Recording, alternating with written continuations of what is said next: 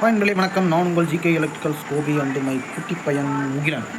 Okay, நாங்கள் ஒரு tyre வந்து ரீபில்ட் போடுற கம்பெனி வந்து வயரிங் பண்ணி பிபிஆர் பைப்பெல்லாம் போட்டு ஃபினிஷிங் பண்ணிட்டோம். சக்ஸஸ்ஃபுல்லாக எல்லா வேலையும் முடிஞ்சு எல்லாம் தெளிவாக பண்ணி கொடுத்தாச்சு. 2 வாரம் ஓட்டிட்டாங்க. இப்போ அது வந்து வீடியோ எடுக்க முடியல, வேலை செய்ய ஆனால் வந்து எடுத்து முடிச்சிட்டோம், வேலையை முடிச்சிட்டோம். இப்போ வந்து அது வீடியோவுக்கு வந்து நேற்று போன வாட்டி எல்லாம் வீடியோ எடுத்து வந்தேன்.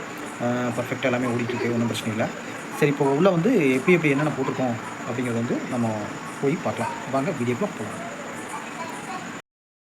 நம்ம சேனலை சப்ஸ்கிரைப் பண்ணாமல் மறக்காமல் சப்ஸ்கிரைப் பண்ணிக்கோங்க, லைக் பண்ணுங்கள், ஷேர் பண்ணுங்கள். ஓகே, நம்ம வீடியோ போகலாம்.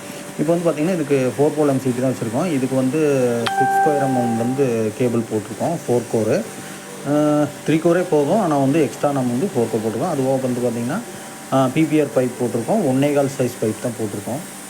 இப்போ அந்த மிஷினுக்கு போனது போக பார்த்திங்கன்னா கம்ப்ரஸர் எங்கே வச்சுருக்கோன்னு பார்த்திங்கன்னா இந்த என்ட்ரன்ஸுக்கு முன்னாடி தான் வச்சுருக்கோம். இது வந்து 5 HP கம்ப்ரஸரு. இதுக்கு தனியாக 3/4 inch கேட் வால் போட்டு நம்ம வந்து இதுக்கு வச்சுருக்கோம். இது வந்து அவுட்புட் வந்து பார்த்திங்கன்னா 3/4 வந்து அவுட்புட்டில் 1.5 பைப் போட்டு 1.25 வந்து மாற்றிருக்கோம். இப்போ இது வந்து பார்த்திங்கன்னா கர்னல் செவர் அப்படிங்கிறதுனால வந்து பார்த்திங்கன்னா பேஸ் கிளாம்ப், அதாவது ஸ்டெப் கிளாம்ப்லாம் போட்டு நம்ம அதில் கிளாம்ப் பண்ணி பண்ணியிருக்கோம். ரொம்ப சிரமமாக தான் இருந்துச்சு, இருந்தாலும் ட்ரில்லிங் மிஷின் போட்டு எப்படியோ ஹோல்ஸ் ஆயிடுச்சு, போட்டோம். இப்போ இது வந்து அரேஞ்சு கேட்வால் போட்டுட்டு இந்த மிஷினுக்கு போகுது. இது வந்து 16 amps MCB தான் இதுக்கு போட்டிருக்கோம். அது வந்து கொஞ்சம் லோடு கம்மி தான். இப்போ அந்த பைப் வழியாக வந்து டீ போட்டு நம்ம என்ன பண்ணியிருக்கோம்னா கீழே 1.25 பைப் வந்து ஸ்டெப் லாம்ப்லேயே வருது. 2வது கேப்லேயும் அந்த ஸ்டெப் லாம்ப்லேயே வச்சு கிளாம்ப் பண்ணிட்டோம். அதனால தான் லைட்டாக கீழே கொஞ்சம் தொங்குற மாதிரி இருக்குது. வேறு வழி இல்லை, கருங்கல் செவராக போச்சு, அதனால் அப்படி அடிக்க வேண்டியதாக ஆகிடுச்சு. இப்போ இது வந்து 16 amps போதுமானதாக இருந்துச்சு. அதனால் அது வந்து ஸ்டார்டர் மட்டும் சிங்கிள் ஃபேஸ் ஸ்டார்டர் மட்டும் வச்சுட்ருக்கோம். இப்போ முதல்ல வந்து இது வழியாக தான் லைன் போயிட்டு இருந்துச்சு. இப்போ அதை எடுத்தாச்சு.